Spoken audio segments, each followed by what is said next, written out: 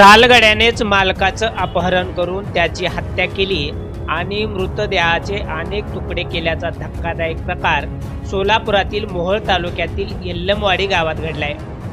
मालक कृष्णा नारायण चामे यांची डोक्यात हातोडा घालून हत्या करण्यात आली। त्यानंतर त्यांच्या शरीराचे तुकडे करून शेतातील शौचालयाच्या खड्ड्यात पुरण्यात आले। या प्रकरणी पोलिसांनी सालगडी सचिन गिरी याला अटक केली असून मोहोळ पोलीस ठाण्यात गुन्हा दाखल झालाय।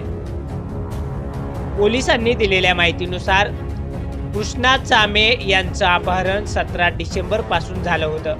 याबाबतची तक्रार मोहोळ पोलीस ठाण्यामध्ये सालगडी सचिन गिरी याच्याकडूनच देण्यात आली होती।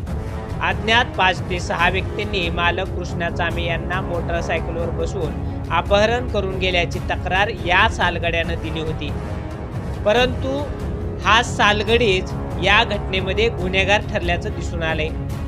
सदर शेतामध्ये सीसीटीव्ही कॅमेरे उपलब्ध नसल्यामुळं पोलिसांना अनेक अडचणी आल्या, त्यामुळं तपास पुढे चालू जाऊ शकत नव्हता।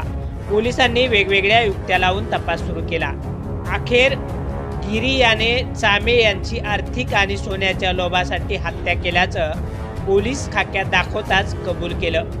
कृष्णा चामे यांची डोक्यात हातोडा घालून हत्या करण्यात आली असून धारदार शस्त्राने त्यांच्या शरीराचे तुकडे करून वेगवेगळ्या पॉलिकॅप कॅरी बॅगमध्ये भरून शेतातील शौचालयाच्या सौस खड्ड्यामध्ये पुरण्यात आले होते। त्यानंतर कृष्णा चामे यांच्या अंगावरील 18 ते 19 तोळे सोने घेतलं गेलं। त्यात अंगठ्या, लॉकेट आणि सोन्याच्या खड्यांचा समावेश होता।